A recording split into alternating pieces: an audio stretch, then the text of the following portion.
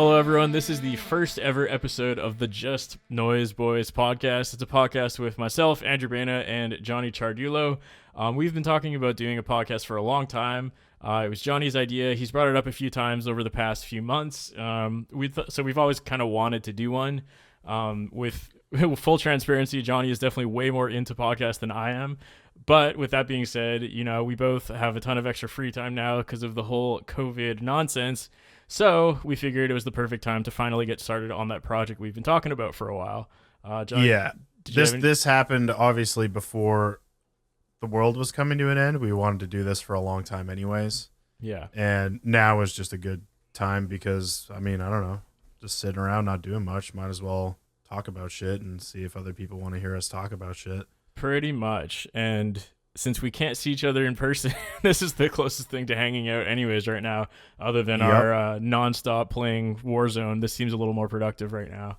Lots of Warzone. This is 1,000 times more productive than doing that. Definitely. Although it is good. This feels like actual work, but I miss work, so I want to do this. Yeah, definitely feeling a little anxious when I don't know, I can't chill and just do nothing for days and days and days at a time. Like, I can have like maybe 1 or 2 days where I do nothing, but then I'm like, okay, like let's get back to doing some shit now, Well, let's preface something here. This doesn't fully affect you as much as it affects me. Oh, of course, I know. Like, at all. Like, you're obviously still affected, and Serena's affected as well. But Serena's still working from home too, right? Yeah, she's working from home right now. So yeah, that's great. Yeah, that's great. Trust me, I wish I could be working. Yeah, I know. Yeah, it's fucked up for sure. With we'll talk more about your situation in a little bit because we'll get into what Johnny actually does outside of the YouTube videos you might have seen of him, because he does a lot more stuff related to music that you guys probably don't know about. So we'll get into all that soon. But before we do that, I guess we should talk about why we're starting this podcast and what's it going to be about. And then we'll go on from there. So as we mentioned in the beginning, we're basically starting this because we've kind of always wanted to do a podcast, and it seemed like there was no better time than the present since we're kind of stuck at home. And as for what this is going to be about, obviously Johnny and myself are both musicians to some extent. We both have quite an extensive career within music, although it's quite a different experience, as you'll find out shortly. So basically this podcast is just going to be about our experiences within the music industry, both as performers and in a band, as solo acts, and more so in Johnny's case in terms of like the music industry behind the scenes, like with venues and promoters and stuff like that. And as for our mission statement and what we're looking to do is we're obviously looking to talk about that aspect of things, which we don't really get to talk about on YouTube very often, as well as interviewing some of our friends and colleagues that we've met throughout the years within the industry. Yeah, we have a lot of very interesting people that we've met, whether it be through my own career or Andrew and I together or Andrew by himself. And I kind of just wanted to do this because I wanted to have an in-depth, actual non-bullshit conversation about, stuff that happens in the industry, what people think is going to happen in the future, and just get everyone's kind of, different thoughts on it, because everybody has different perspectives. And I think that's beneficial to everybody who, might listen to this and wants to learn more. Yeah. And yeah, I just want it to be candid. I don't want it to be like lame interviews where people are just bullshitting to make themselves sound better or something like that. I just want to have an actual conversation with our friends, and then, people that we, work with that, are in the same industry as us and all that. Yeah, definitely. And it is interesting now that there are so many podcasts out there in general, but also within the music industry. It has been funny to see the kind of like walls crumble down behind, all these artists who have these walls built up, who have this like public persona. And nowadays it seems like that's actually becoming less of a thing because, in part because of podcasts and YouTube, because like people don't really fucking care about that anymore. They don't want to see some like fake rock star. Some people do, but it seems like people want to know more of like the people behind the music, and I guess that's what this is all about for us. Yeah, there's a whole demographic of people who love the idolized idea of a rock star. We'll say, like, I'll talk about it more later, but there's specific scenarios and bands and people and specific subgenres that people like to idolize.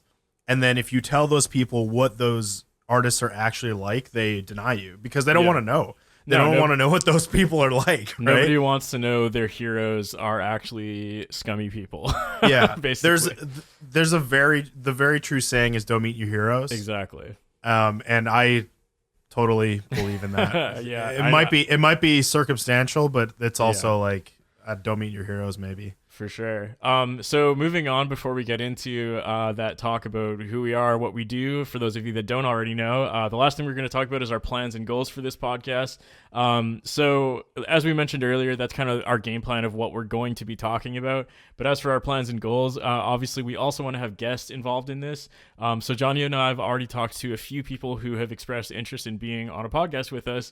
So we will definitely be hitting them up and taking them up on that. I know one of the people that's interested is Nick Nocturnal. Of course, you guys probably know who he is because him and I do a ton of collabs together. Also, I mean, he's one of the biggest guitar related channels on YouTube. So if you've somehow heard of me or Johnny, you've definitely fucking heard of Nick Nocturnal. He's a great 100%. guy. We finally met him in person at this year's last NAMM back in January. Got to hang out with him in person. It was a great time. Always lovely to talk to him, and we'll definitely be taking him up on that offer.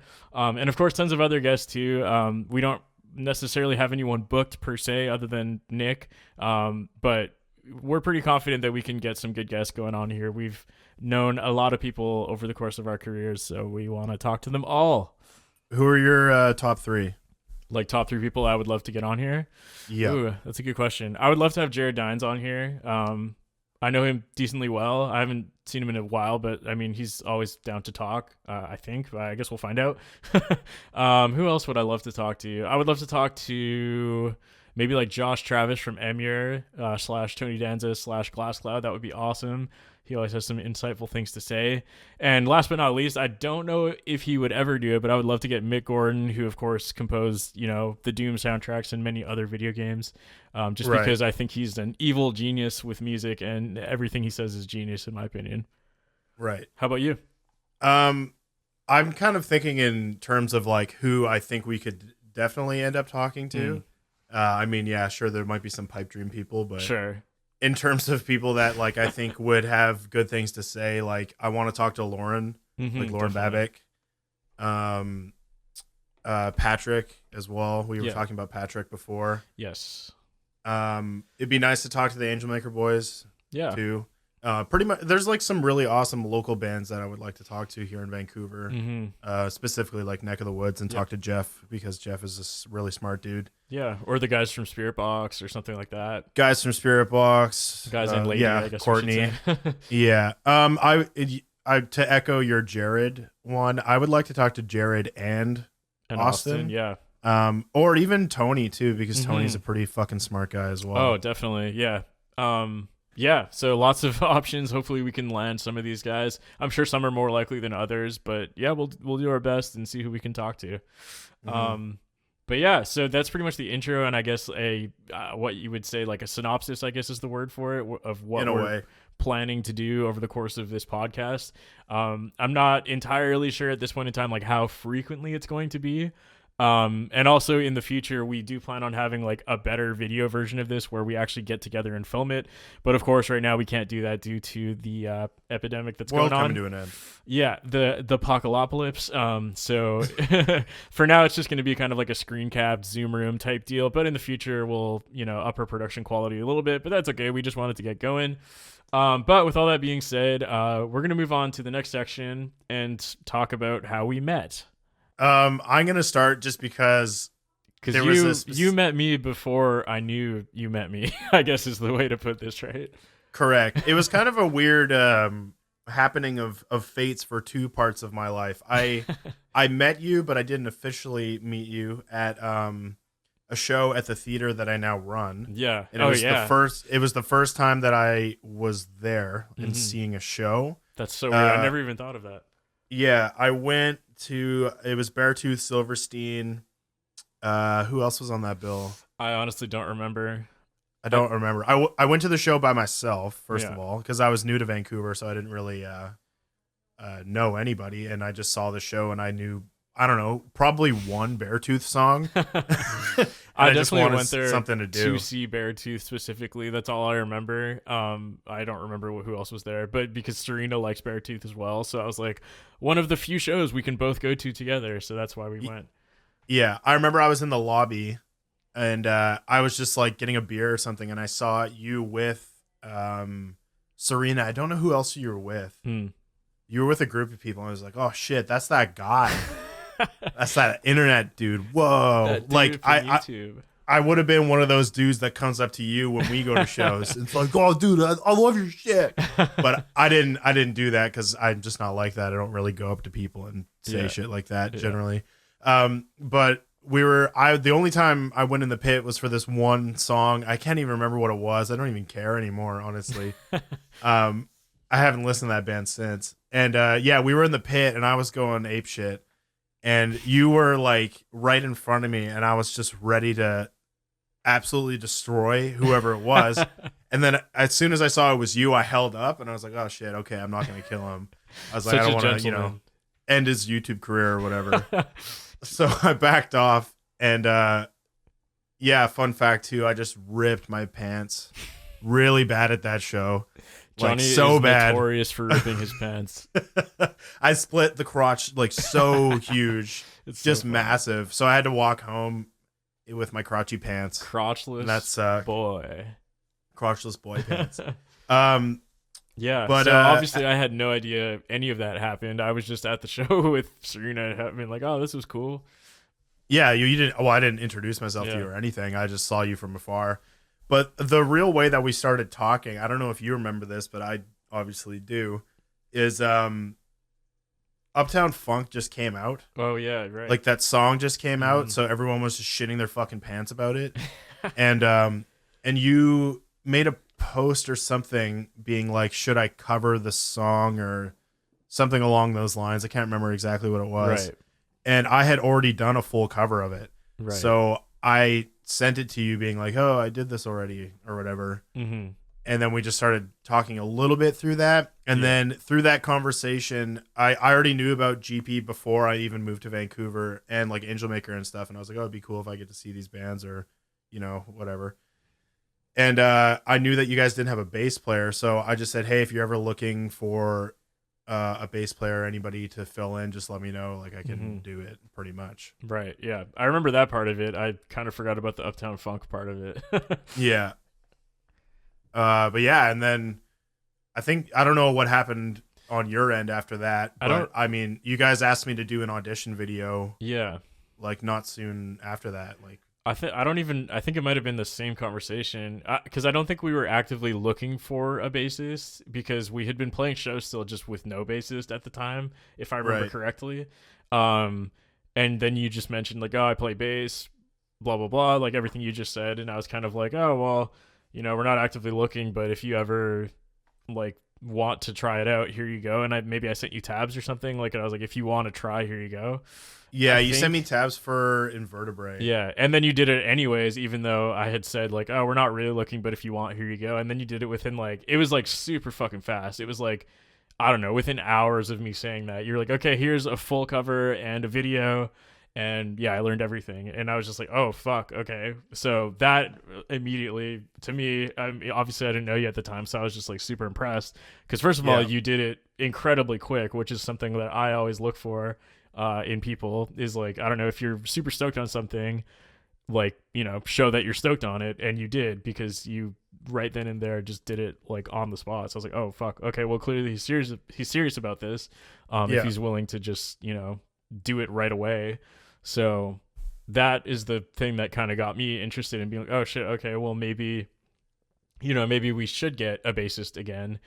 So I sent your audition over to the rest of the guys, and I was like, hey, I was talking to this guy on Facebook and blah, blah, blah, blah, blah. And he sent me this video. What do you guys think? And I sent it to them. And yeah, they were impressed too, because I mean, you obviously played the song perfectly. So we were all kind of just like, oh shit. Okay. Well, I mean, we're not actively looking, but also like it would be stupid to say no for no reason. So let's, have him come out to a practice and see if we all get along. Because I think at that point, the biggest issue we were having wasn't necessarily that we couldn't find a bassist. It was more like we didn't want to have a bassist because we had such a terrible experience with ex-members that we didn't want any new members. We were just like, fuck new people. Let's just keep it with us four or whatever. Yeah. So we wanted to have you come practice, but really we just wanted to hang out more than anything. We were like, we already know you can play the shit. So that we're not worried about that. We just want to see if we all get along. And then you came out to practice or hang out. I don't even know if we practiced the first time. I think we might have straight up just hung out. We definitely practiced. Okay. Because I learned all of Pariah.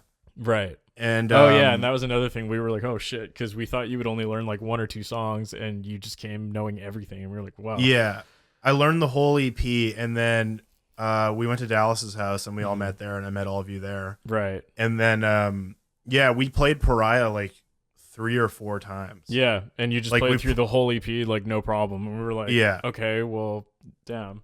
Yeah, we had a good time. That was a good time. Yeah. And I just remember Dallas messaging me afterwards being like pretty pumped about it. Mm-hmm.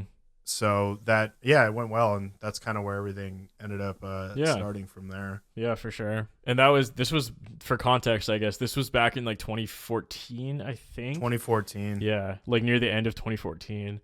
Because this was after we had gone on our like big cross-Canada tour with Black Tongue. And then immediately after that tour, we kicked our bassist out because we did not get along with him. Yeah, I mean, before the tour, but especially on the tour. So, yeah, it was sometime after that, maybe like early 2015, late 2014, somewhere around that time. So, like 5 years ago, I guess, now, which is crazy. It would have been around the same time Angel Maker came out with Descentient. Yeah, yeah. Because I remember all of you guys being really stoked. And I didn't really, at the time, because I didn't know the boys, I didn't understand the significance of that band or especially that record coming out and how huge it was for them. But yeah, it was around that time for sure. Yeah, I mean, so I guess that's pretty much how it all started for you and I. And then obviously from there, you know, like we did a lot with Galactic Pegasus, and we also eventually started working on YouTube stuff together. And it's just kind of, I always think it's funny to look back on because, again, like this all started because you played bass in our band. And now, like, it's so different than the way it started because now, you know, like when you and I do stuff together, you're usually on vocals and like not bass at all. It's just funny how different it is. And at some point in this conversation, I'll go through my my myriad of playing multiple instruments in many bands. It's just years of being a yes man. And it's just, I'm just saying, I guess it's funny to look back on because I don't actively think about that's where we started, obviously. So it's just always interesting to reflect back on that. And same. Do you remember the first cover that we did? Was it? Oh yeah. It was that David Hasselhoff song. It's the Hasselhoff song with Brian Dallas. Oh fuck, I forgot what the song was called, but that was a good one. Yeah. It was like, I mean the video was pretty poorly Kung accepted. Fury. Yeah, it was. But that we also posted it on Metal Sucks, so anything on Metal Sucks channel just gets hated on. So I wasn't. We got torn apart. We got torn apart. I forgot. Damn, that was so long ago. It's crazy. Yeah, we filmed it at Dallas's house. Yeah, and Brian filmed all his parts, obviously. Yeah, it's somewhere under those bridges in Virginia. And he's like on a hoverboard or whatever. Yeah. So Had funny. we met No. Brian before that? That was before we met, right? Yeah. No, because the first time I met Brian in person, we were already in a band together. So that would have been like 2015. Right. I remember, sorry, just random facts about that video for some reason. I don't know why I'm thinking about it. But I recorded the solo at your house. That was the first time I went to your house. Oh yeah. And that was the first time I met like Hockley's girlfriend at the time. Oh yeah. And then like Serena and all y'all. And then do you remember getting ice cream and shit? Oh yeah, and then we found out you're scared of bees. Wasps. I'm scared of wasps. Sorry, wasps. And bees too, yeah. And but no, also he can't eat ice cream because his beard is fucking huge. And you were like holding your beard and mustache. It was so funny. Yeah. That was when my beard was even bigger. Than it is now because I never used to tame it. Yeah, I never used to tame it. It was literally just a fucking square that came out of my face. But yeah, yeah, I just ran away from bees and stuff, so that was a really good introduction. Yeah, and the hardest, by the way, side note again, since we're talking about this, the hardest I've seen my dad laugh in my in my entire life of knowing my dad, the hardest I've ever seen him laugh is laughing at Johnny for being scared of bees. Just as a side note, because that was hilarious. Yeah, I'm scared of them. I don't No, like them. it's fair enough. I'm terrified of spiders, so I feel you. It's just not a thing I encounter often because they don't fly at me, right? Yeah, spiders don't fly. Thank fucking But, God. yeah. But anyways, back on track here. Yeah, that's pretty much like I guess like a quick story about how we met and how we started working together. So now basically we have kind of like a set of 5 questions we're gonna ask each other to kind of talk about ourselves, basically. So I don't know if you want to go first or if I should go first or if it matters. No, we'll do you. We'll do you first. Okay. So yeah, we'll start with question number 1, Andrew. Question. Where you began when it comes to music, specifically YouTube for you. Yeah. So where do I even begin with this? Yeah. So I guess Why did you want to start a YouTube channel? Well, okay. So I started playing guitar when I was 13 years old. Long time ago now. 15 years ago. Crazy. And how do I explain this? I guess like when I was in high school, every once in a while we would have these like video projects for school where you had the option of like writing a short story or making a video. And every time that happened, I was so fucking stoked to make a video. So I was always like the video guy in high school, I guess. But interestingly enough, I just actually was talking about this last night to Serena. But when I used to make videos, I always used to be the person like behind the camera. Like I would never want to be in the videos. I just wanted to make videos. Obviously, this has nothing to do with guitar. So I guess that's kind of where my interest in making videos started from was in high school for some reason, even though we were just making like dumb fucking skits, like stupid, like Jackass style stuff. But yeah, I never really was interested in being the one in the videos. And then, YouTube came around when I was like, I don't know, 15 or 14 or something, or at least that's when I found it. And then I saw videos of people playing guitar on YouTube and I was like, whoa, that's crazy. For some reason that just really spoke to me because I played guitar and I liked to make videos. So I just like never thought, oh, you can just film yourself playing guitar. I don't know. It just was never something I thought of doing before. So I don't know. I just thought it was really cool. And then eventually I got my camera and I started doing like really, really, really terrible videos on YouTube where I would like duct tape a USB microphone that came with like the video game Rock Band 2. I would duct tape that to like a 15-watt Marshall amp. And that's how I used to record myself, because obviously I didn't know anything, and it wasn't like it is today where there's millions of options. And yeah, I don't know why. That's just what I wanted to do. It was just like I liked making videos, I liked playing guitar, so I just wanted to combine the two things.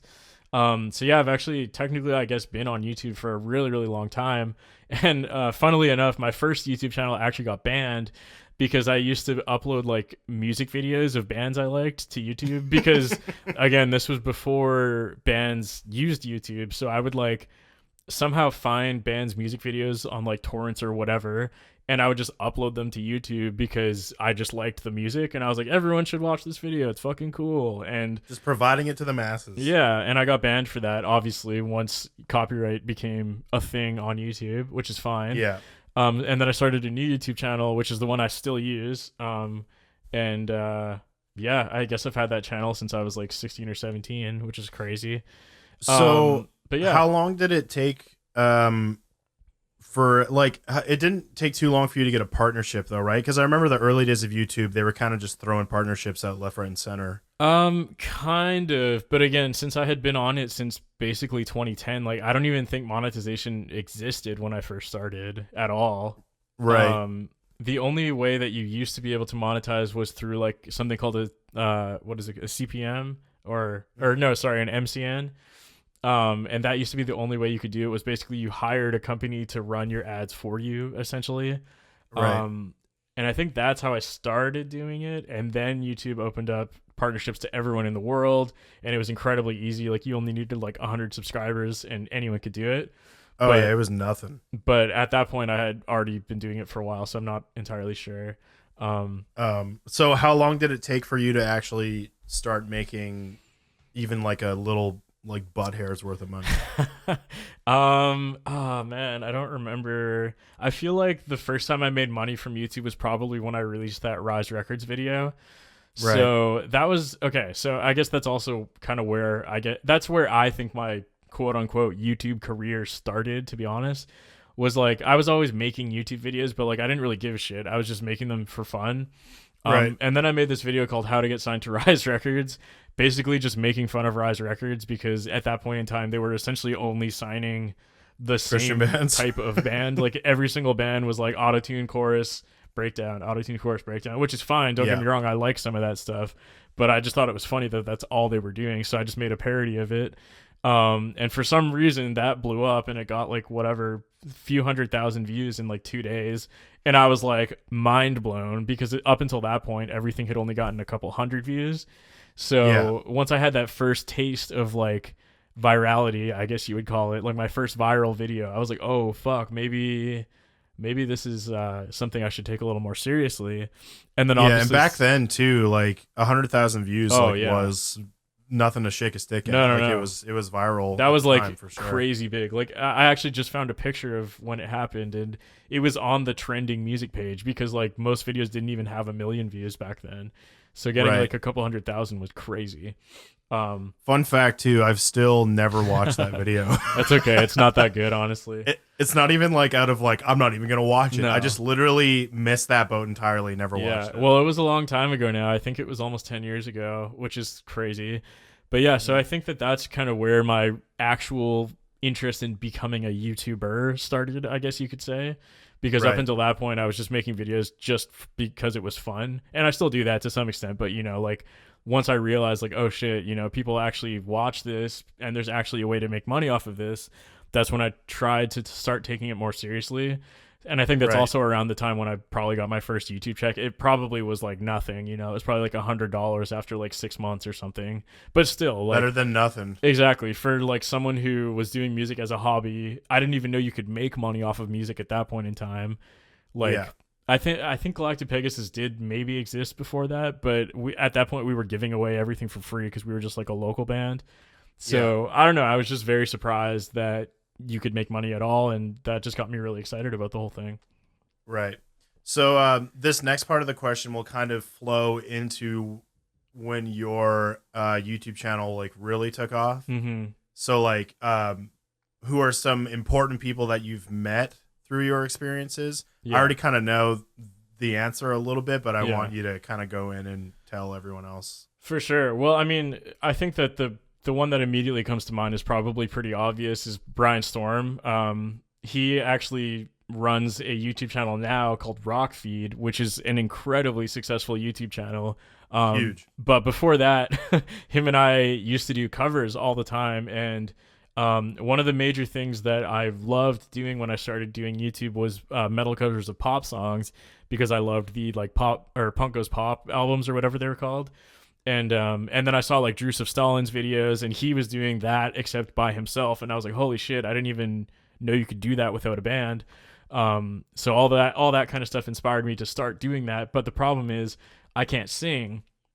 So initially I was doing this on YouTube, but it was like my instrumental with like the original song kind of like shittily mixed in the background or whatever, because Yeah. I didn't have anyone to sing it.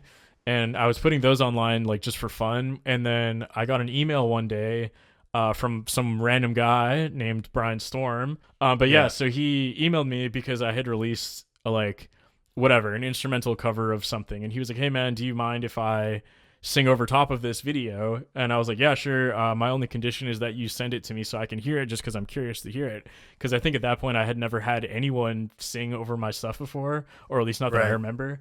So anyways, I can't even remember what song it was. It was maybe like 2012 by The Word Alive or some random like metalcore song. And he sent it back to me, and it was like amazing. I was mind blown. I was like, holy shit. Like, you know, based off of some random guy emailing me, I wasn't really expecting much. And I was Yeah. just totally blown away. So I emailed him back and I was like, yo, I'm super stoked on this. This is awesome. Would you by any chance want to work on blah, blah, blah, blah, blah with me? And I started sending him demos of other stuff I had. And that's kind of how me and him started, I guess, like phase one of my YouTube career, I would say, where it was mostly focused in like Pop Goes Gent covers. And he was obviously like a huge part of that, because none of that would have happened without him, because again, Yeah. I can't fucking sing. So Yeah. Him and John too. John and John definitely as well. had a big hand in that. Yeah, and that's another person we got to get on here for sure to talk, because Both of them. there's a whole lot more story, but it would take hours to get through it all. Oh yeah, there's lots of stuff with them. Yeah, it's all good stuff. That sounded like it was bad, but it's not. There's some interesting stuff that we could talk about with Brian for sure. Oh, for sure. Pertaining to some particular people. Definitely. Yeah. But yeah, so that's I guess that's when like phase one, I would call it, of my YouTube career started. And then, as time went on, Brian kind of stopped doing singing. And I think I was still pretty into the whole Pop Goes Gent things, even though he wasn't really wanting to sing them anymore. So I just kept doing them anyways, and then I started working with other vocalists, and that's how I started to meet other people like Lauren Babick, Nikki Simmons, so on and so forth, like a bunch of other super talented vocalists. I started reaching out to them and eventually ended up working with them. And then, it was working well to some extent, but then the issue I was having was like every single video was a different vocalist, so the interest started to die, because like when me and Brian were doing it, it was like every time someone watched the video, they knew what they were going to get. Whereas when I started doing with random vocals, they were kind of like, it's good, but like, where's that guy? Where's this girl? Where's this person? Because they didn't really understand that it was like the guitarist's channel, not the vocalist. Like, I think a lot of people thought I was Brian Storm maybe, but anyways, that's kind of, and then that's kind of like phase two, I guess, where things started to slow down and I kind of wasn't really sure what I wanted to do. And this is also around the time when I met you. And then eventually you started becoming a really good singer. Like, you had always sung, but like when we first started out, you were not nearly as comfortable with it. No, I was still getting into my own skin at that point when it comes to vocals, for sure. Yeah, but then eventually over time, like, you kept practicing and getting better and better. So now at this point, it's more like you are basically the go-to vocalist for almost everything on my channel. And it's kind of getting back to that point where, like, when people see a cover, if it has vocals, they kind of assume it will probably be you, or at least that's what I think. Maybe I'm wrong in that, but that's the way I see it. Right. But yeah, that's some of the many people I've met through my career. There's obviously way more people than that, but those are kind of the big ones that I can think of at this point in time, at least. Yeah, I mean, you definitely haven't mentioned, and you glanced over the fact that your videos with Brian specifically, like, the Katy Perry stuff went crazy viral, and that's where things really started to pick up. Yeah, like, I've been forever chasing that dragon of getting those amount of views ever again. So yeah, I guess again, there are some people who watch my channel now who don't even know that I used to do this, which is hilarious to me.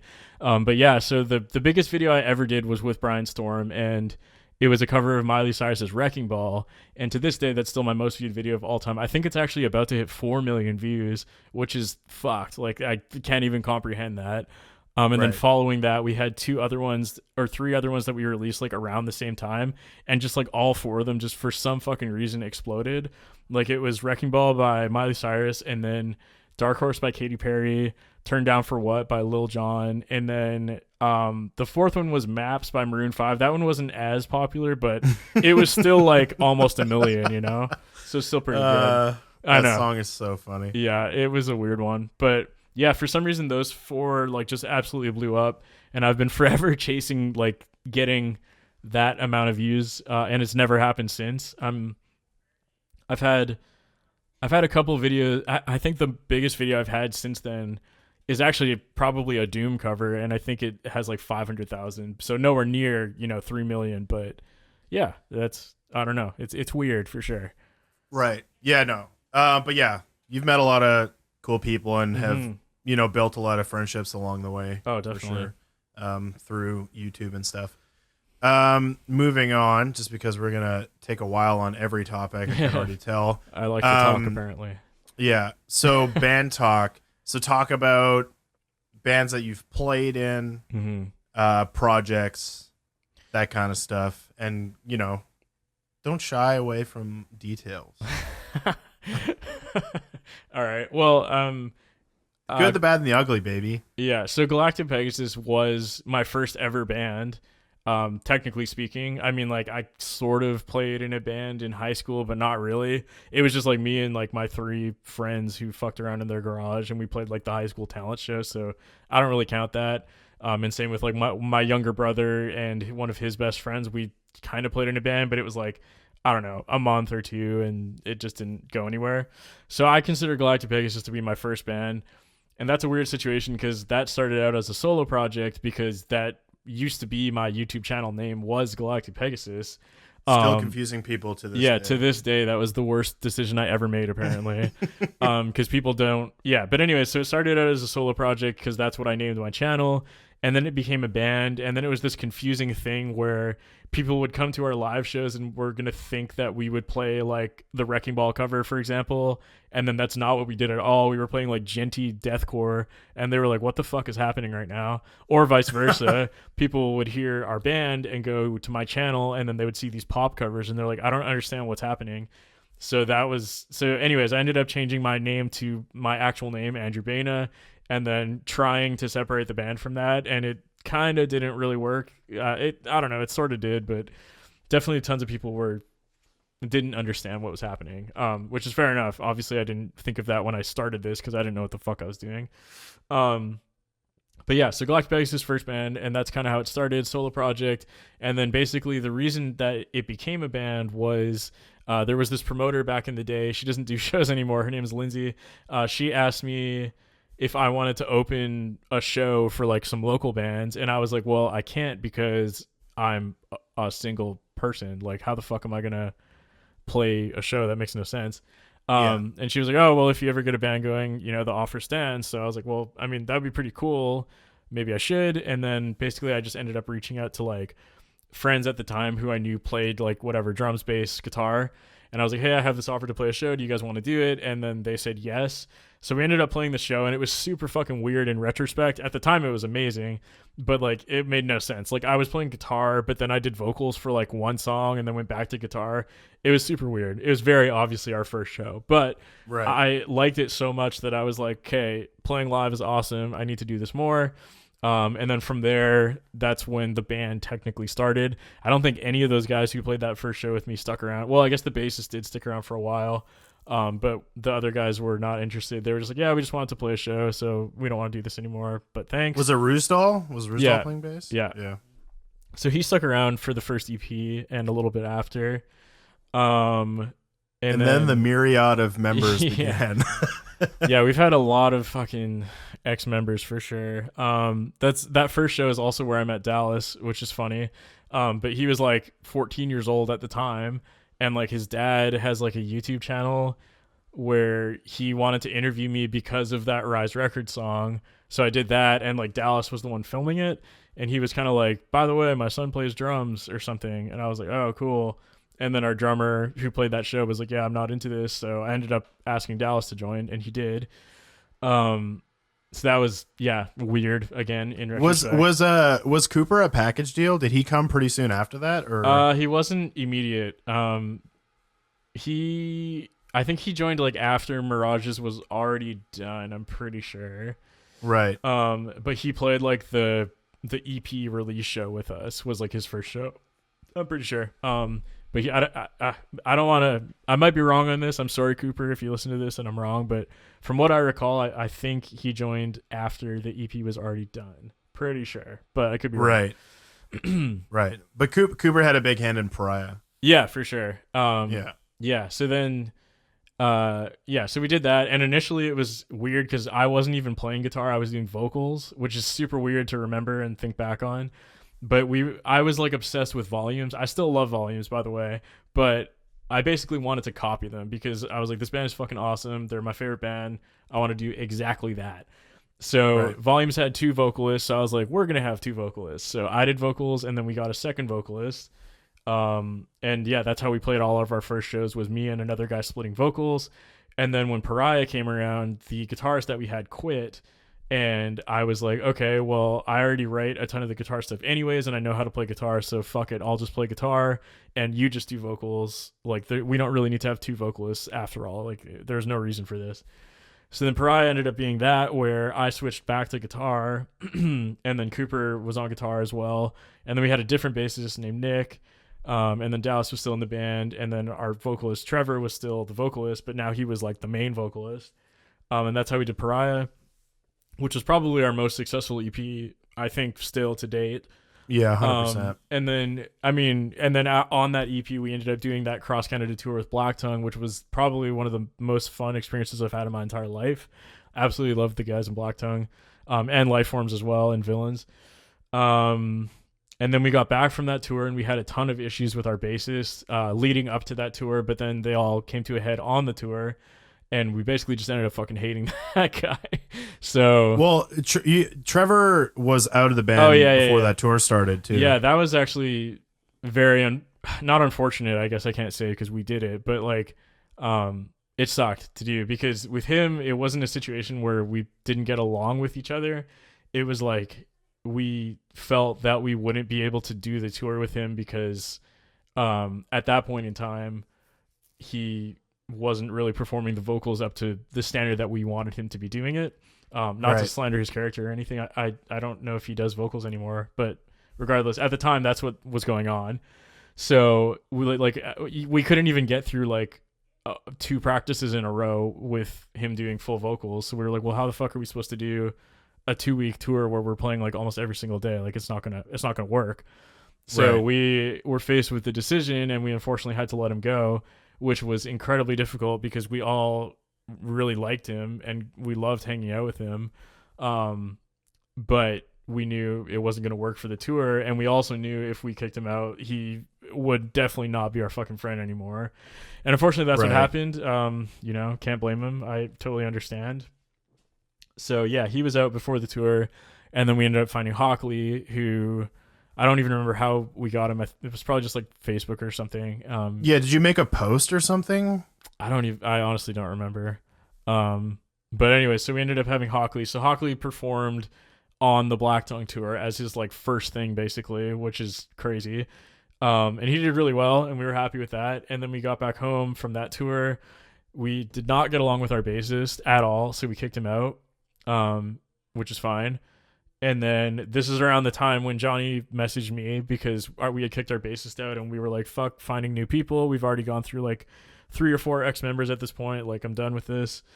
But then Johnny was a good boy, and we were all impressed with him. So we decided that we'd give him a chance. Yeah. And then from there, we wrote the next album, The Looking Glass, Phantom of the Hill. Phantom of the Hill, baby. And that was a god awful experience that almost ended our band many times. 10 out of 10 bad. It was the worst experience I've ever had writing and recording music in my life, for sure. Like, unfortunately, no question about it. Due to many, many factors, which, I mean, we can both talk about that because we were both there at this point, but there were so many things. Like, we had signed to a record label deal at that point in time, which, I don't know, it just didn't really end up being beneficial to us at all. In fact, it made no sense. It ended up kind of being a deterrent, a hindrance. Because, like, I felt that everything they were doing for us, I could already do or was already doing, or not just me, but, you know, the band as a whole.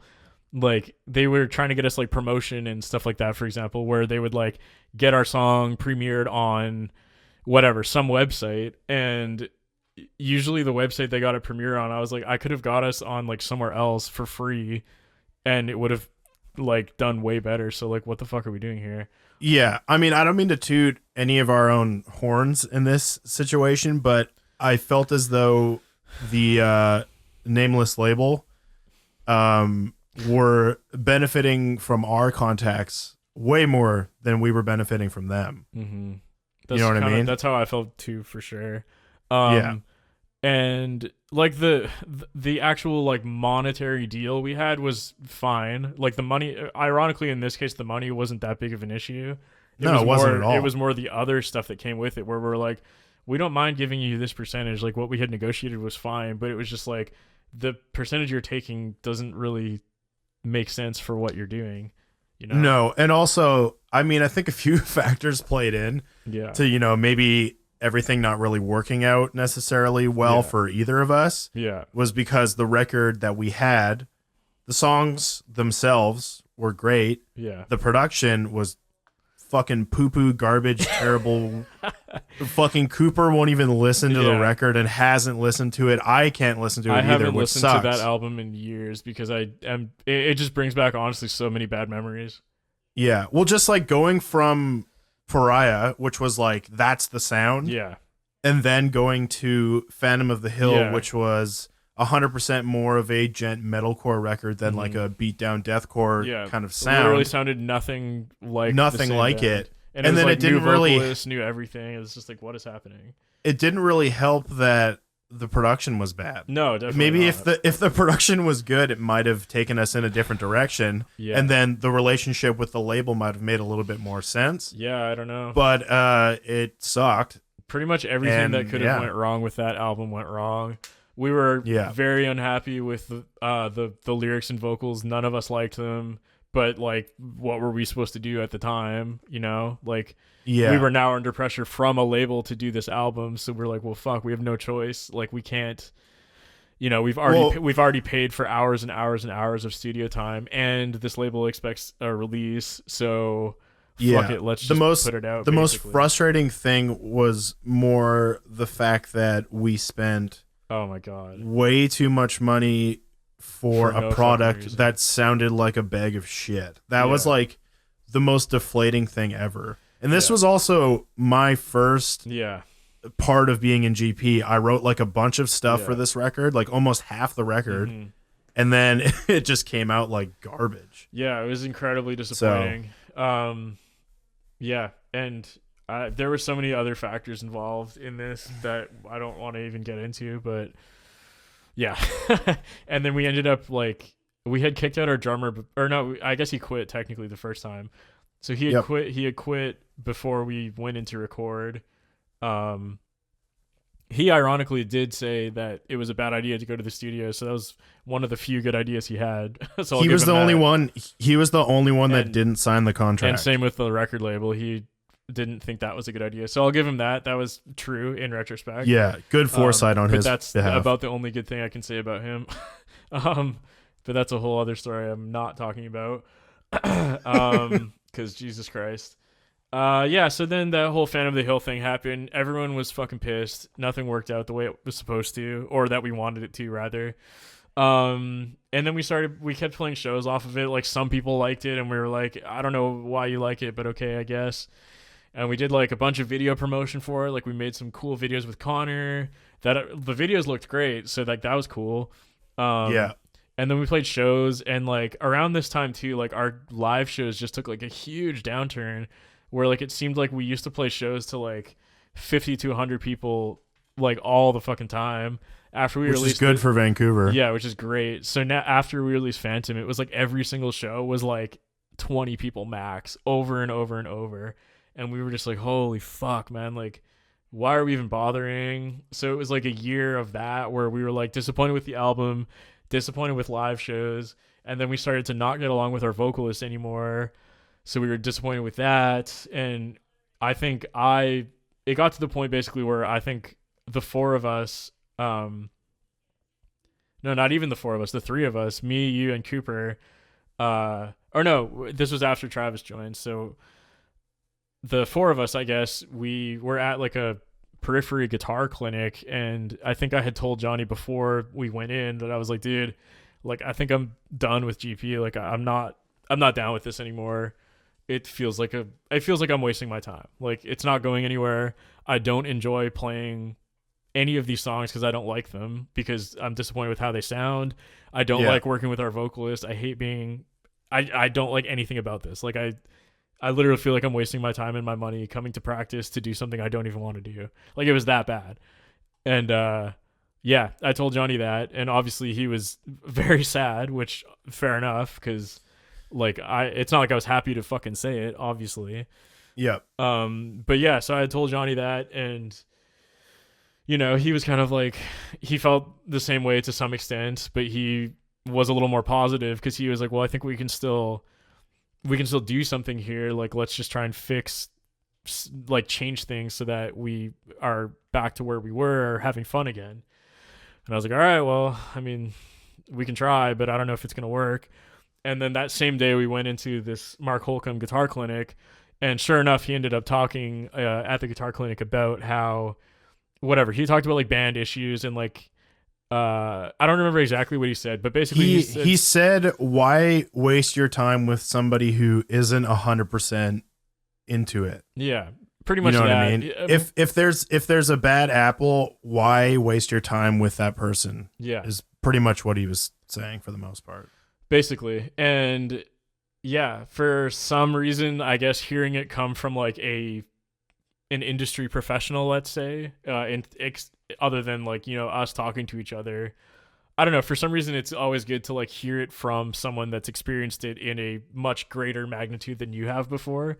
And someone outside of your circle. Yeah, exactly. And if they echo the same sentiment, you know, and they're clearly successful, it's kind of like, okay, well, fuck, you know, like this guy clearly knows what he's doing. He's in the most successful modern metalcore band or whatever the fuck you want to call Periphery. We should probably fucking listen to him. And yeah, it was basically that day where we kind of all were like, okay, well, we know what the issue is here, or one of the issues, so we can fix that one at least. Yeah. And there was many things leading up to why we were disappointed with our vocalist that doesn't really need to be put into detail, I don't think. So we ended up kicking him out, and Johnny had already fully rewritten the EP with his own lyrics in like 5 days, and it was a million times better. So we were just like, why the fuck didn't we do this in the first place? Like, what have we been waiting here for? Yeah. So that's kind of what led to us kicking him out. And that's where the band was up until we recently quit, it was just the four of us, because we finally realized we're like, okay, like we all know what we want and we all worked well together. That's it. We don't the four of us are person. The four of us are very happy to work together. Yeah. And it's kind of funny because when I joined the band, you guys were like, we don't want to have anybody else. Like, fuck that. Yeah. And then I joined, and then since it's been us four, we're like, we don't want anybody else in the band, which is fine because it's better. Yeah. It's better to work with a smaller group of people. Oh, for sure. That you're all on the same page with. Yeah. And then going on from there and like actually being happy with what you're doing. Definitely. You know, whatever. We backtrack bass and I don't give a fuck. It doesn't bother me. It doesn't bother me. Less people is better in my opinion. But yeah. Especially when we're playing on small ass stages. Like there's barely enough room for 4 people as it is. Yeah, exactly. So whatever. But yeah, I guess that kind of closes up the band talk, and then because I feel like everything after that point was pretty smooth sailing in my opinion. Like we released another EP, we were all happy with it, and you know, we released 2 more singles and eventually 3 more singles. I forgot about Death Script. And then and then eventually we kind of just you know, like we're all still happy with each other. None of us were not getting along. Like we didn't break up the band because we hate each other or anything like that. Clearly, because we're making a fucking podcast with 2 of us right here. And we still hang out with Cooper and Travis all the time. Well, we don't hang out with them, but we talk to them all the time. But you know what I mean. Yeah. So just kind of over time, we just were tired of the band, really, as simple as that sounds, because again, like it has gone through so many variations where it was like a solo project. Now it's a metalcore band with 2 vocalists. Now it's a deathcore band. Now it's a beatdown band. Now it's a melodic metalcore band. Now it's a beatdown band again. Now there's a different vocalist. Now there's a different bassist. Now there's a different drummer. Like we were just like, man, like I don't even know what the fuck we're doing anymore. Like this is not the same thing that we started in the first place. Like why are we still continuing this? So we ended it, and we're like, I think we would all just be better off starting something new, and that's basically the only reason. Is we were just like, oh well, yeah, we did everything we wanted to do with this band, and if any of you want to continue music, it would be better just to do it in something else, and that's kind of where we're at. Yeah, pretty much.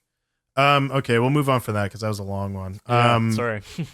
No, that's fine. So I guess like through that band talk, we've already kind of covered a few things with the next topic, but things that you've learned from the industry and YouTube, and then we'll combine these 2 together. Yeah. Things that you've learned and then your outlook on the industry as a whole. I mean, it's hard to pinpoint specific things that I've learned. Like I feel like everything has been a learning process, because again, it started out with me being a 15-year-old kid in my parents' basement, where I still fucking am, like recording videos, and I had no idea what I was doing. So every single thing I did was a learning experience, from like starting a band, starting a Facebook page, starting a YouTube channel, trying to deal with a label, trying to go to an actual studio to record, learning how to self-record instead, Yeah. figuring out that dealing with people is more important than dealing with like having a person you get along with is more important than having an amazing musician in your band per se. All Hmm. this stuff is stuff that I learned over time. And there's not really like one or two single things I can pick out, because it was like, I feel like every day I'm still learning something, or something is changing, or, that's how I feel. I don't know how you feel about it. Yeah. No, everything's changing constantly. That's kind of like the blessing Yeah, and a curse, I guess, because either you ride with the tide or go against it. It's one of the two. definitely. And I don't know. You have to be able to adapt and Mm-hmm. improve. And if you don't, I think that's what kills a lot of people, Oh, for sure. unfortunately. Mm-hmm. Yeah, and I mean I think it's more evident in music than almost any other industry, where it's like it's weird in metal too, because so many metalheads are so resistant to change, I guess you would say. Like they just don't want things to be different than they've been, but at the same Yeah. time they complain when things aren't new. It's like this really weird dichotomy that I've only really seen within metal, where it's like people complain about new things, but they also complain if you stay the same, and it's fucking weird. And the industry as a whole is exactly like that, where there's Yeah. people The that the thing is, it's like it's a people pleasing industry, but the person that you need to please is yourself, as like lame as that sounds. yeah, Because like, I mean, look at Periphery too. Like they've said it before. They're like, we don't really like write music for other people. We write it for Mhm. ourselves. If yeah, people like it, that's great. That's awesome. But like, we Yeah. don't really get caught up in it if people are like pissed that like they've changed, or they're pretty Yeah. I know experimental what and they you do mean. some weird shit, which is cool. Mm-hmm. Um, And that's also, I yeah, mean, yeah, that's another definite key point of learning something in the industry, is that if you go into the music industry with the intention of making money or of being famous, I don't think I've fucking ever seen that work out for anybody, unless they already have like millions of dollars that they just blow on an ad budget, maybe. But like yeah, for an average person like you or me, like if you're starting a YouTube channel right now from nothing, and you are like, by next year I'm gonna have 100,000 subscribers. It's like, if that's your goal and that's the only thing you want, you're probably not gonna do it. Like it probably won't fucking work. yeah, You need to, I don't know, that's the thing, is like I feel like most of the growth that I've made in my career has been at times when I've almost like, it sounds weird to say, but it feels like most of the progress has come when I've almost like quote unquote like given up, or like stopped trying so hard, which is yeah, very, very, very weird and very annoying, to be honest with you, because like there, and it's evidence on my YouTube channel all the time. Like whenever I make a video that I put so much time and effort and care into, where I'm like, fuck, like I've tried really hard with this video. I think it's amazing. This is the best one I've ever made, and I put it out, and no one gives a fuck at all. And it happens yeah, all the time, and it's the same all thing the for time. music too. Like when bands try really, really hard, it fails way more often than it succeeds. When they're trying really, really hard to pertain or like please a certain Yeah, person, yeah, right? that's what I mean. Is like Yeah. when you're I guess when you're putting in an effort with the intention of success. I guess, is that a better way to put it? Yeah, Yeah. So sure. I guess that's probably the biggest thing I don't even know if I would say I've learned it, because I still try and do that all the fucking time. But I don't know. Right. Yeah.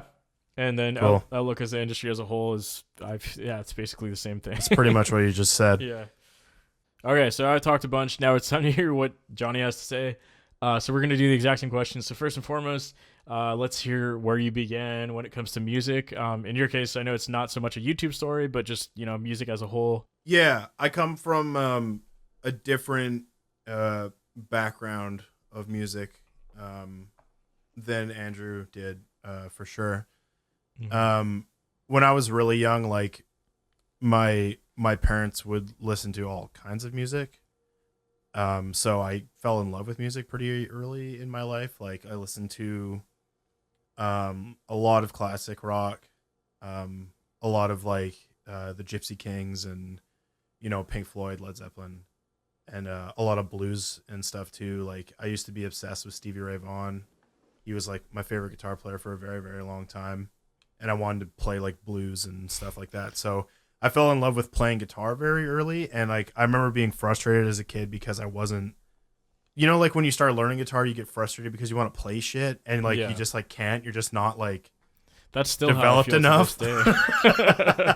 You're just like not like my hands are too small for this fucking neck. Like I can't do it. So I used to get really frustrated because I wanted to like shred and stuff. Right.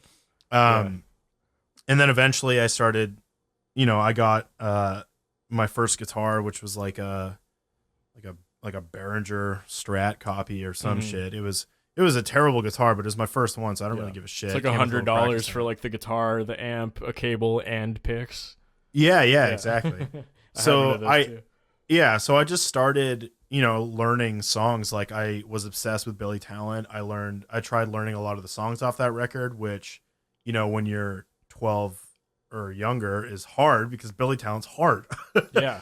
They write hard shit. So like I started off way too high. And then I was also obsessed with Van Halen for a very, very long time. I remember I got the Van Halen 2 record, and then I had 1984, and I just like wanted to learn Hot for Teacher. And that's where I started learning like how to shred. Yeah. Let's say. Yeah. Or I was more focused on playing leads and fancy stuff when I first started playing guitar.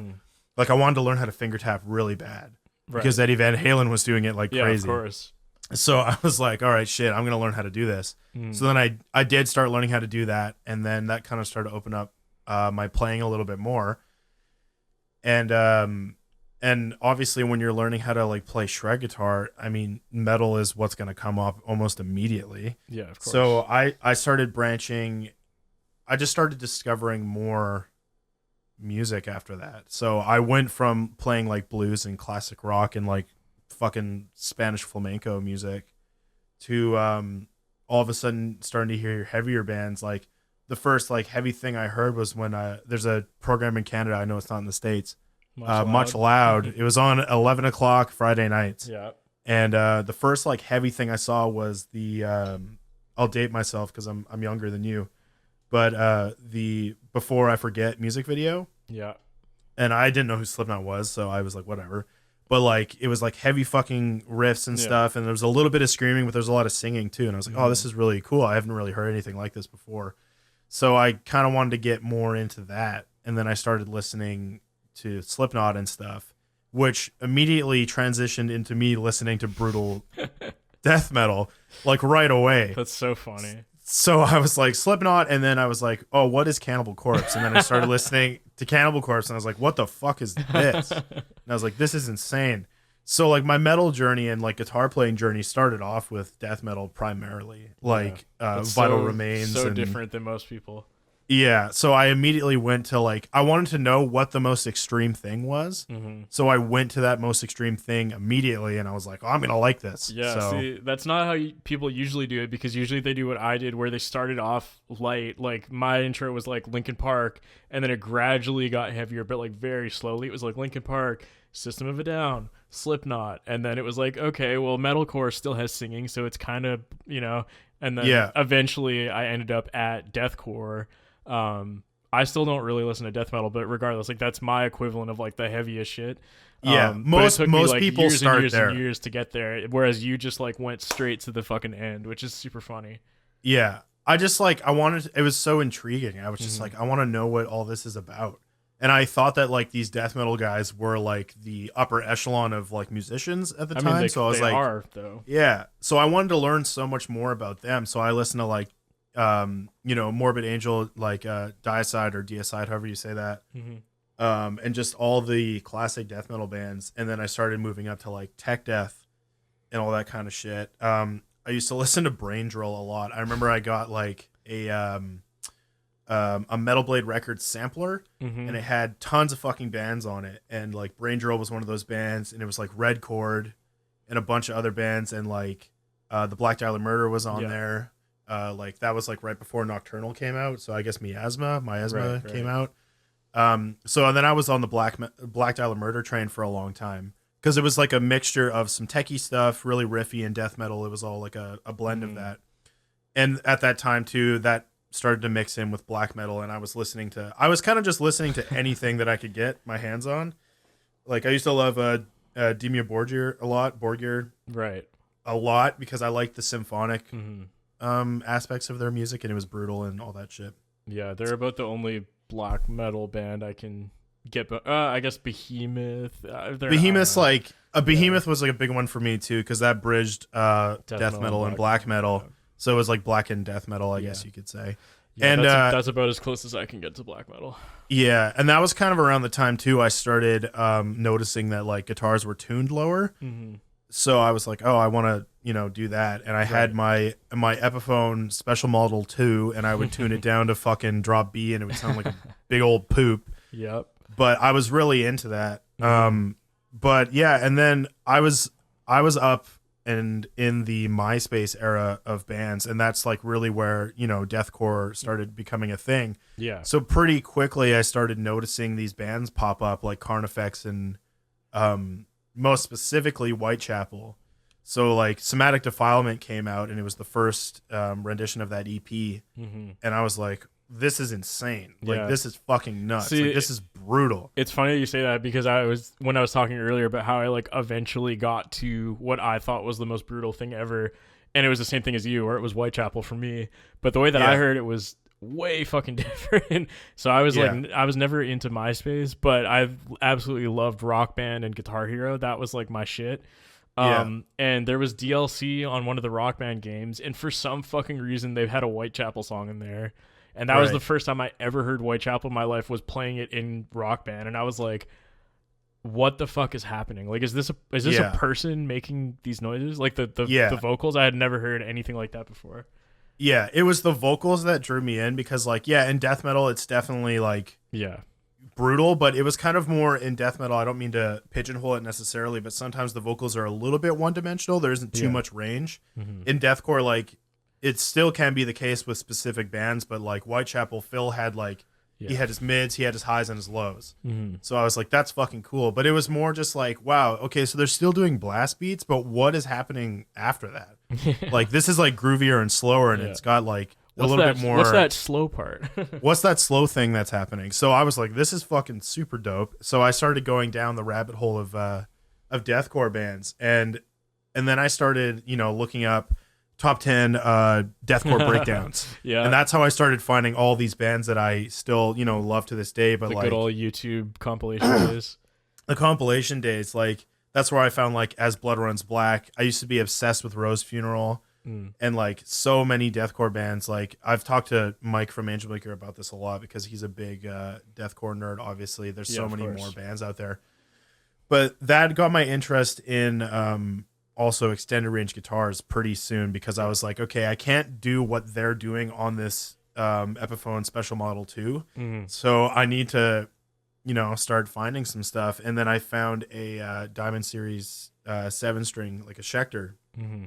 And that's when I started like, understanding extended range guitars. And I got that in 2009. So I started playing extended range guitars pretty early in my life, I guess. Before me then, because I got a 7-string for the same reason, where it was actually initially because of deathcore, not because of gent, because I had never even fucking heard of gent before. Gent was not a thing, did not exist, that I knew about yet. It was because of for me as well. It was Suicide Silence and Whitechapel, and they both played drop A on a 7-string guitar.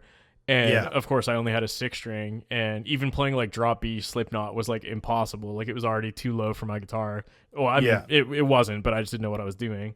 So I was like, oh, well, the only way to do that is to get a 7-string, I guess. So I eventually got one as well. I had like a shitty like Ibanez RG 7321 BK or whatever the hell they call it.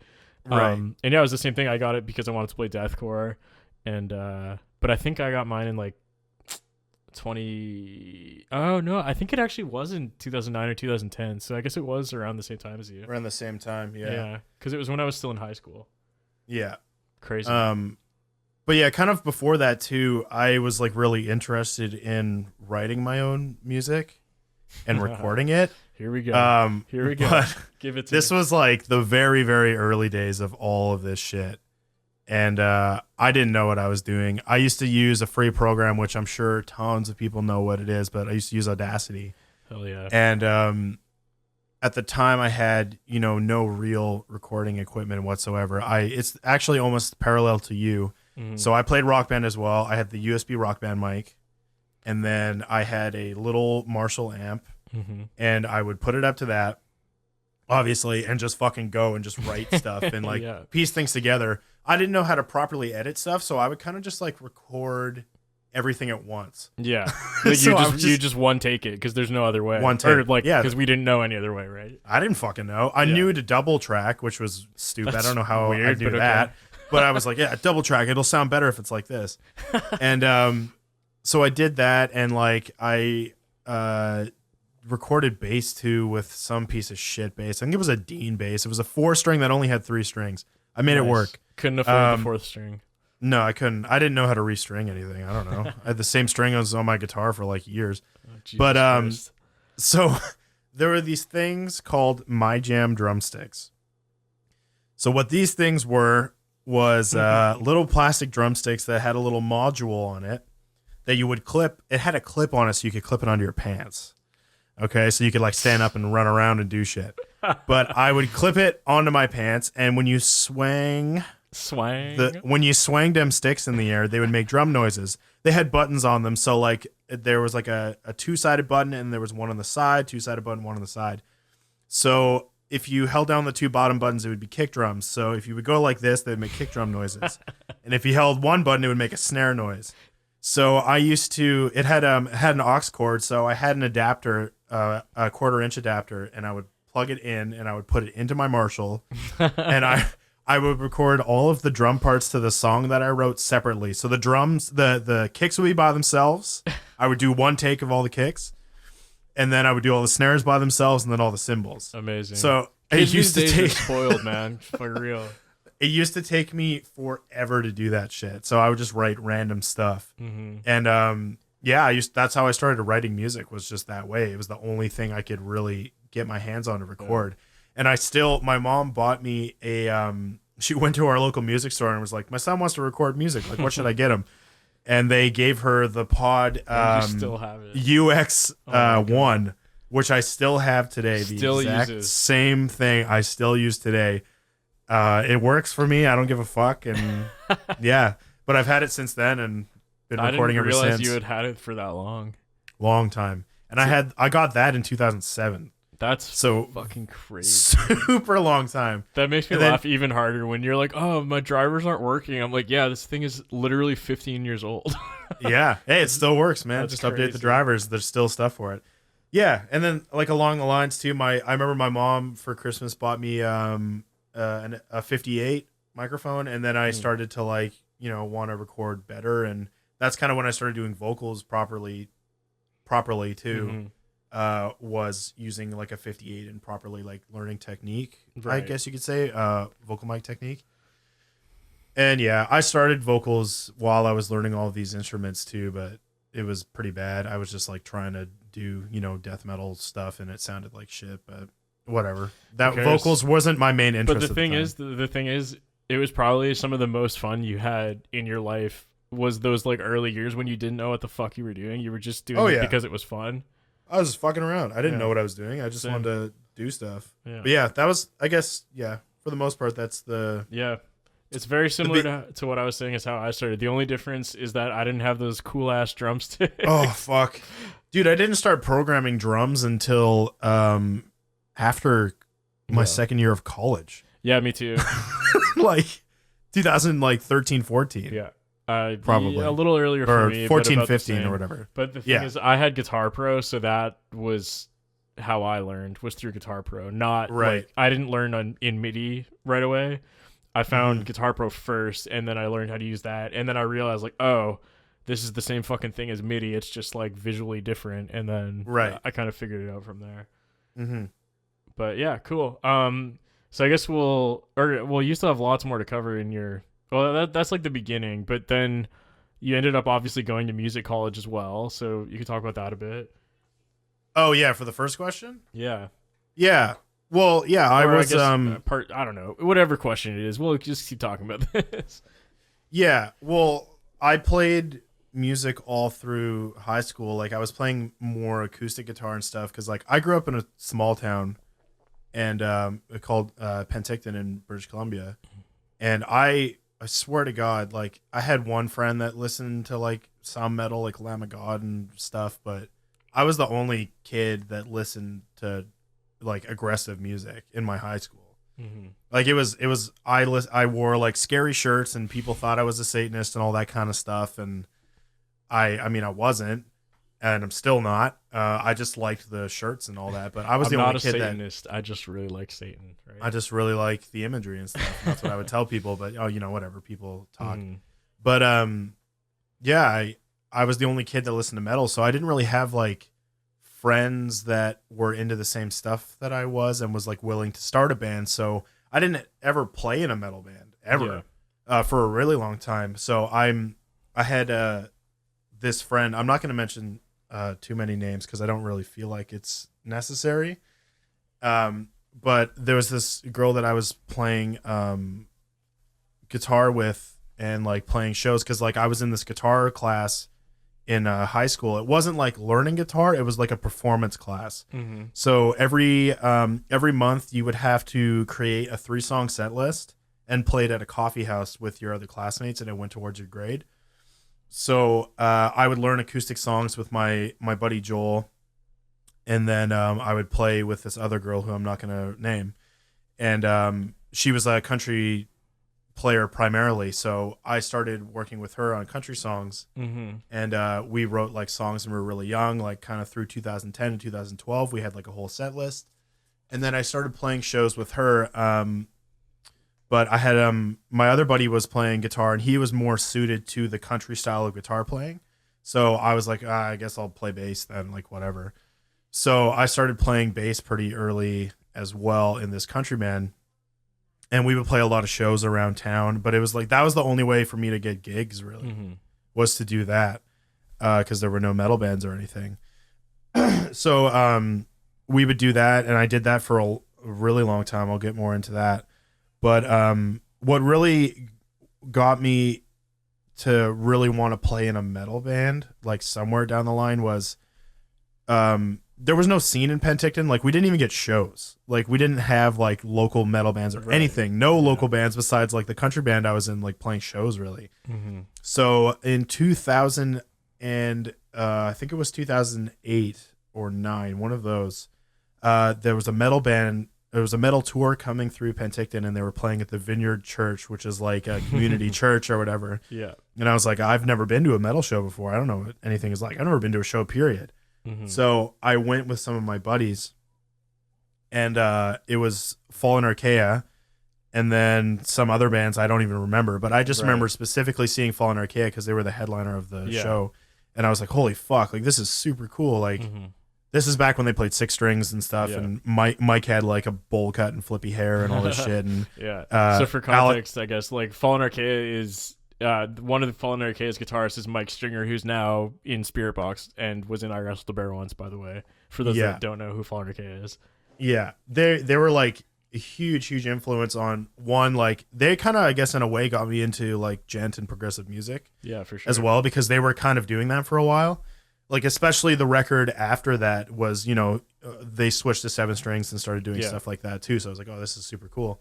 But yeah, anyways, just seeing them was like, I want to do that. I don't know how I'm gonna do it, but I want to do it eventually, kind of thing. They came through one more time after, like a few years later, and I saw them again too, and I was like, fuck, this is so cool. Like I really want to do it. And I remember meeting Mike, and I had a pair of checkered Vans, and I got him to sign the bottom of the shoe. I don't have the shoe anymore. That's I think so it's funny. gone. But I got him to sign it, and I was so pumped on it. And yeah, I was like, I loved that band. They were so awesome. And like, Yeah, yeah, they were even really the last, they were very good. The very big influence on me for sure. But yeah, kind of fast forwarding through then, a lot of pretty much all the musicians I went to high school with, we all went to the same college after high school. So it was me, my buddy Bronco, the girl I was playing country music with, and we all went to the same school to study together in Nelson, British Columbia, which is an even smaller town than Penticton. But they had a music college that was a branch of Berkeley Music. So it was like a transfer program where you could do your first 2 years in Nelson. And if you wanted to transfer to Berkeley, you could. It was the same first 2 years of Berkeley. Right. So I went there, and that's when I started to actually meet like people who were into the same music as me. And I was like, oh shit, these people exist. So that's when I started playing in like, I had to do tons of stuff. I had to play in every single possible band that existed. I think it's kind of, at the time I was frustrated because I brought a bass to school because I wanted to record with a bass. And I was a guitar major. Like my major was guitar. That was my primary instrument. Yeah. But, there was tons of students that were performance majors that had bands, and they had to basically build this show for their end of year performances. And they would scramble trying to find bassists. Yeah. They were like, I saw you had a bass in your dorm room. Do you want to play bass in my band? And I was like, fuck. So then I started playing bass in a bunch of bands. I played a lot of R&B and like everything like that. So I really started to like learn chops. And like down the line, this definitely helped me out when it came to getting gigs and stuff. But yeah, I joined a band with a bunch of like-minded metalheads. We were called The Residents. We named ourselves The Residents after our residents. Basically, that was it, because we all lived in the dorms. Hey man, it's a better name than Galactic Pegasus. What can I say? Way better. But yeah, we had a really fun time. It was with my buddy Alex, who you've met, obviously, because he moved to Vancouver a while ago and he moved away. But he was a big influence on me as well when it came to like learning how to record, because he was older than me and was showing me the ropes and stuff. So he was a big influence on me too.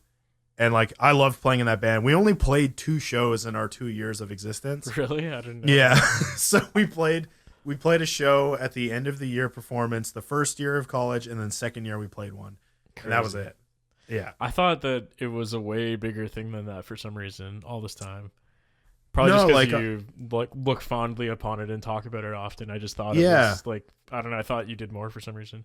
No, we were doing okay online. Like we had a lot of people reach out to us like when we started and we did our first EP called Of This Earth. Right. Because we put it on like Gent Worldwide. Oh, shit. Yeah, of course. So it did pretty well from there. And then I remember I wrote this song called This Is All I Have. And it was like a huge just like reference to Edge of the Earth. Because I was trying to write Edge of the Earth for myself. Because I loved that band. So we I just both were obsessed with volumes. So obsessed with volumes. So I wanted to be that band. So I wrote a song that was a lot like it. And I remember our vocalist at the time, like he had written this really awesome chorus, but I didn't really like how he sung it. And I was like watching Lauren Babick at the time a lot. This is in her early career of YouTube. And I was like, she's amazing. Like I should just message her and see if she would be down to do it. And I sent her a YouTube direct message. Oh yeah, I forgot those used to be a thing. Yeah, which like doesn't exist anymore. No. And I sent her a direct message and I was like, hey, I'm in this band and we want to like have this female vocalist on this chorus. Would you be down to do it? And she responded right away and was like, yeah, hell yeah. And she did it really quick. And I remember listening to it when she sent it to us, and we were all like super pumped.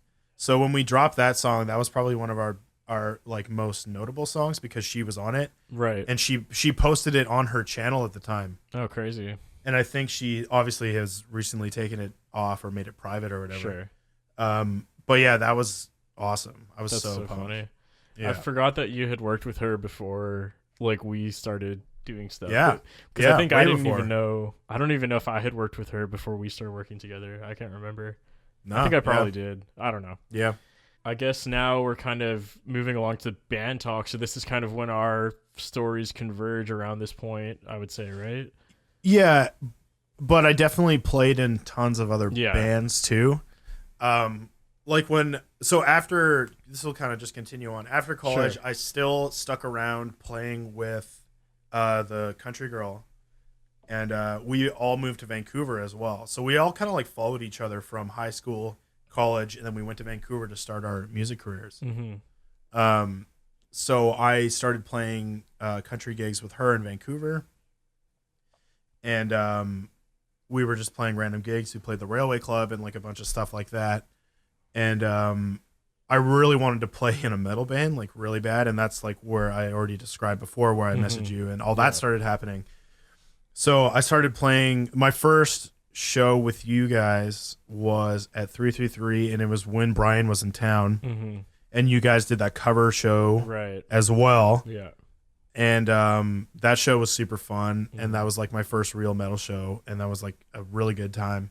That's so fucking crazy. I don't know. At the time, I didn't really realize that was like, I mean, obviously it was your first show with the band, but I guess I didn't realize it was like your first metal show ever.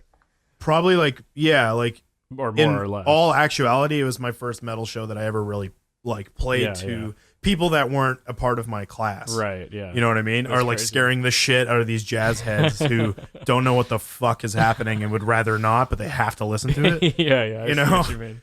It was like kids that actually wanted to do it. Yeah. But yeah, so I was playing bass with Galactic. I just started. I was still playing bass in this country band. And time kind of moves forward a bit more. And I was working with these guys that played in a tech death band in Vancouver called Unbeheld. We all worked at the same coffee shipping and receiving warehouse, which was cool. And they were parting ways with their bass player at the time. And I was like, I'm already in 2 bands, so I don't really want to fully join your band, but I'll fill in for gigs if that's what you want. So that's what I did for kind of like 2 years on and off. I played in this tech death band called Unbeheld. And it was really fun, man. It was challenging music to play and built my chops up quite a bit, like playing that kind of metal on bass, which I hadn't done before. A lot harder than any Galactic Pegasus material. Oh, it was crazy, man. Like Kyle wrote some awesome stuff. Yeah. But I really like doing that. And then there was this other band that was coming up. I'm not going to mention their name either, but they were like a very poppy Maroon 5 kind of band. And they were a group of people who also went to the same college as me, but they were a few years before. Sure. So I had known them from other people who I went to school with. And I saw them live quite a few times, and I was like, fuck this. I really just liked their songwriting more than anything. Their music was really cool, very well written. The songs were incredible. So they parted ways with a bass player, and I was like, hey, like if you guys need somebody, I don't mind doing it if you want. And they were like, yeah, they kind of considered it, and then they went with somebody else. And then they had a falling out with that guy. They kicked him out, and then I was option number 2. So like, hey, do you want to do this? And I was like, yeah. So I joined that band, and it was really fun. I was in that band for almost about 2 years before everything started going to shit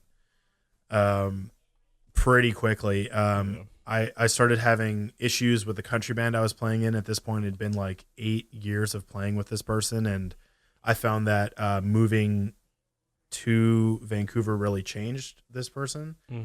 And there was a lot of shit that happened behind the scenes that I wasn't happy with. And I had told this band that I was playing in, the pop band, that I was like, hey, I'm probably going to quit this band. So just letting you know, like, I'm going to kind of put all my eggs in your basket. Yeah. This was at the same time I was in GP too. Yeah. So I was playing in 3 bands, 4 actually, including Unbeheld. Yeah. So I was playing bass in a bunch of bands, doing a bunch of shit. And Unbeheld stopped, so I stopped doing that. I was going to quit the country band, and then I told the other band, hey, I'm going to focus on you guys, because we had gotten this pretty good record deal with a big label in Vancouver who was run by a guy who discovered bands like he discovered Nickelback. You laugh, but he discovered Nickelback. Yeah, he gave them their shot. He discovered Carly Rae Jepsen, Mariana's Trench, like a bunch of bands from Vancouver, and like blew them up. So we were like really in on this experience. And I learned pretty quickly that was gonna be a pretty bad time for me, and it was. I'm not gonna go into like all the details on that, but I ended up getting kicked out of the band for means that I was not very happy with, and it became very legal driven, and it wasn't very fun for me. Yeah. So I got kicked out of that band, and I was super pissed because I had written a bunch of music, and I'll, just like never really get to love it ever again. You know what I mean? Yeah. Was this at the same time that we were doing Phantom of the Hill too? We were doing Phantom of the Hill at the same time. So it's just like a shitty experience in every fucking band. Every single band I was playing in, it was a shitty experience. You're like, I'm so glad I moved to Vancouver. Yeah, so I got kicked out of that band and I was super mad, and I was still very frustrated with the country band, so I cut ties with them as well and I quit. Um I still love like a lot of the guys that play in that band, but I've, do not have a relationship with that vocalist anymore whatsoever. Hmm. Like not friends. So then I was just in GP, Yeah. which was cool. Um I like liked playing in GP, but it was just like also, the same time all the shit was happening with GP as well. Yeah.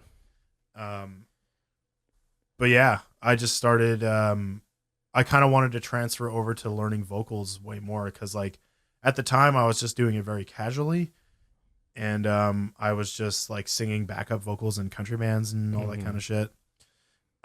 So then I started like focusing on screaming. I really tried to learn how to properly scream. And then I was doing like background vocals in GP too, screaming and all that shit. Hmm. But I wanted to practice singing because, like, when I went to college, I learned how to, kind of properly sing as well, even though I wasn't a vocal major. We had ear training classes where I had to sight read modes and scales and, and sing them at 7 o'clock in the morning. And I was like, fuck, this sucks, man. This is not fun at all. But it it like stuck with you. yeah, it trains your ear. And like I started to learn from that. I like my girlfriend Charlie is super good at it because she was a vocal major and we went to the same school. She was fantastic at it. So over time, like when we both moved to Vancouver, I started to learn a lot from her as well. She showed me a lot of things. Right. So I owe a lot of that to her as well because she helped me out like trying to learn how to properly sing and all that shit. Shout out Charlie. Yeah. I don't know where we are here, but yeah. We kind of just covered the first three questions basically. Yeah. So I guess we'll wrap up a little bit here. So I guess the last few things we want to talk about. Well, first and foremost, before we move on, you got to mention, of course, the band you're currently in because you didn't talk about that yet. Oh shit. Yeah. Well then, like whatever. I started doing vocals in GP after we kicked Hockley out. Hmm.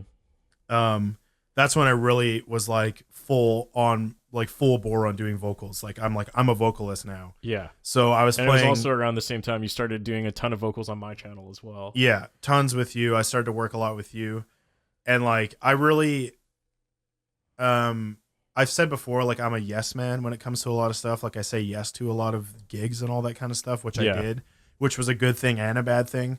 But when it came to working with you specifically, I was just like, this can be my outlet to, reaching a broader audience For and sure. like kind of building a social platform, which at the time I didn't necessarily have. Yeah. And I had it in my local scene, but I didn't have it like across like YouTube. So when you asked, to do stuff, I'd be like, yes, 100%. Yeah. Every And I was single always time. every single time. And I was always very focused on getting shit done as fast as Yeah. possible. And that's what I loved about you. Yeah. I wanted to get stuff done, and I wanted to get it done really well and like, do stuff. And it eventually came to the point where I would do covers on my own. I would fully arrange them and do them, and then I would send it to you being like, Yeah. hey, here's 2 covers or whatever, let's do it and get it done kind of Yeah. thing. So that became like an efficient process for the both of us, really. Yeah, for sure. And that kind of helped me out on social means. Oh, definitely. And then like whatever.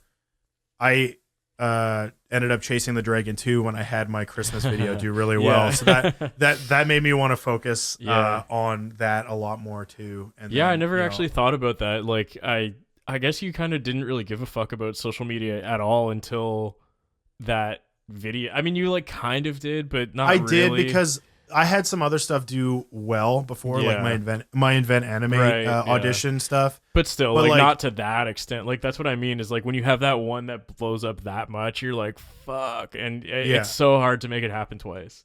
Yeah, I was like, holy shit. So that made me want to really focus on it more. And I was obviously learning a lot from you. Mhm. And I was learning a lot from Brian too about Yeah. like, social presence and stuff. And that made me want to focus on it more Yeah. For as an individual, not just being attached to like just you Yeah, or no, just of like the course. band. I wanted to like focus on my own brand kind of Yeah. thing, which is kind of what ended up happening. Yeah. But yeah, so GP vocals. And then I got approached by this band called Bastion, which is a bunch of guys, older dudes from our scene Mhm.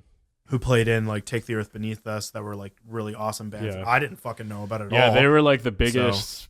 Well, when I started playing in GP, Take the Earth Beneath Us was like probably the biggest, or at least the biggest metalcore band in all of BC Yeah. at the time. So yeah, it's is only Ty from that band? I can't remember.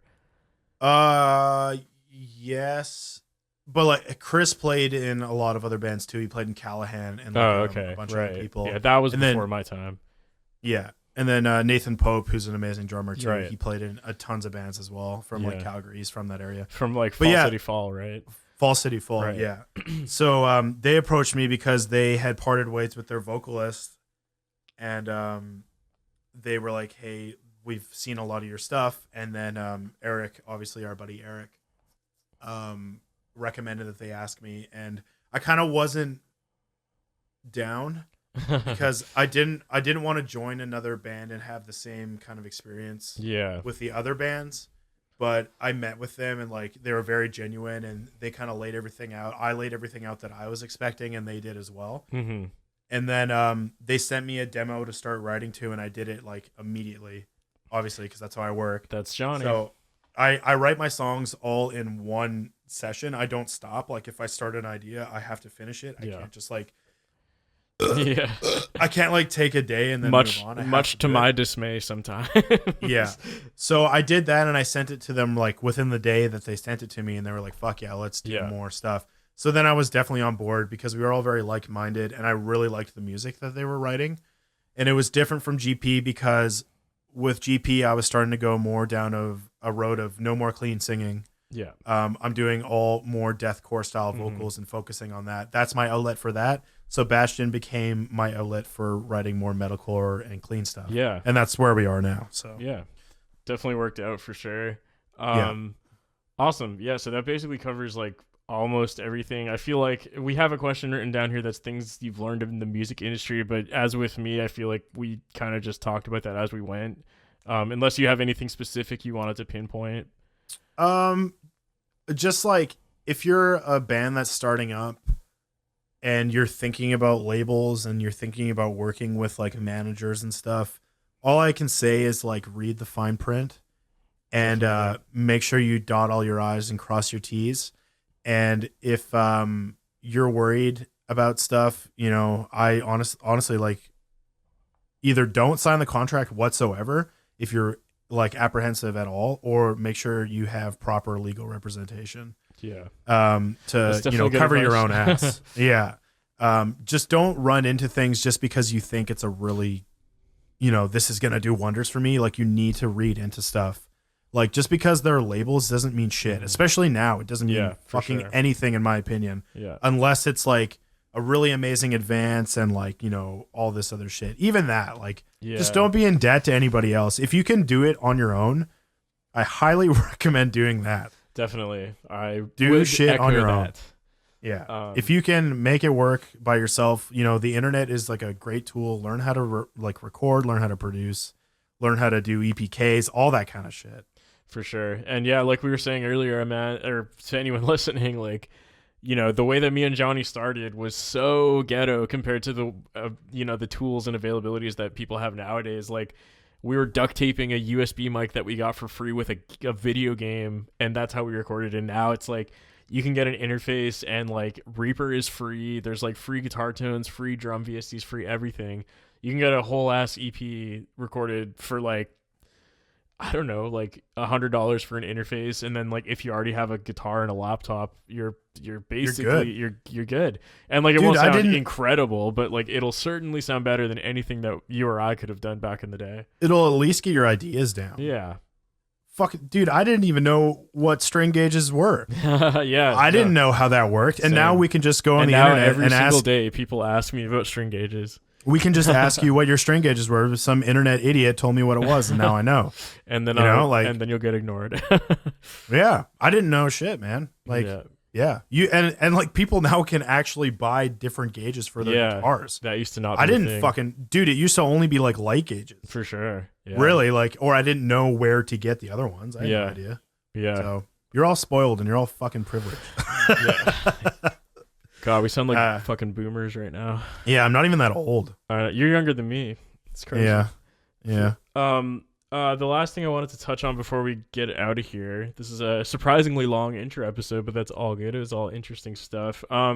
So the only thing that you haven't really talked about, which I wanted to get you to, cover a little bit of, is you're also working at a a live music venue called the Vogue, and you've been Hmm. working there for 3 or 4 years, if I remember correctly. Four, just coming up on 4. Nice, and that's obviously like a whole other perspective to music, which I mean will be super interesting for this podcast as a whole.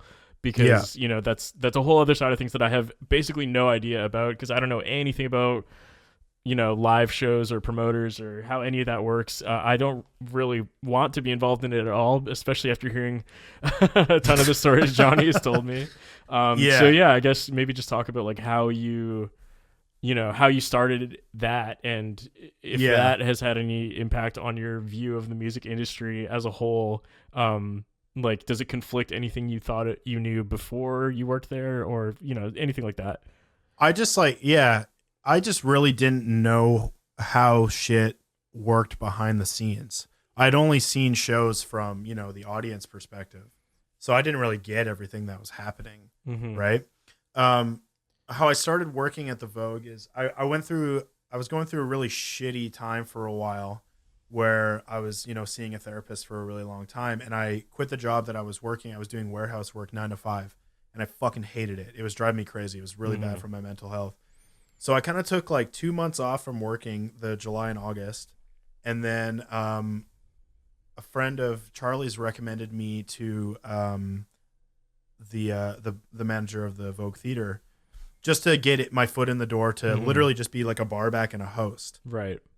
So I went in for an interview and I met Fraz, who at the time was the front of house manager. And I walked into the interview and I was wearing the same Behemoth shirt he was wearing. So That's he was like, basically an instant win right there. yeah. So he's like, dude, I fucking love that shirt, man. I was like, hell yeah. And we just talked about Behemoth. And then like That's always a good at sign. the end of the interview, he's like, oh, do you know how to like lift stuff? And I'm like, yeah, I lift stuff all the time. He's like, cool. All right, you can start or whatever. That's awesome. So I started my first show I worked at the Vogue as a barback was Ghost.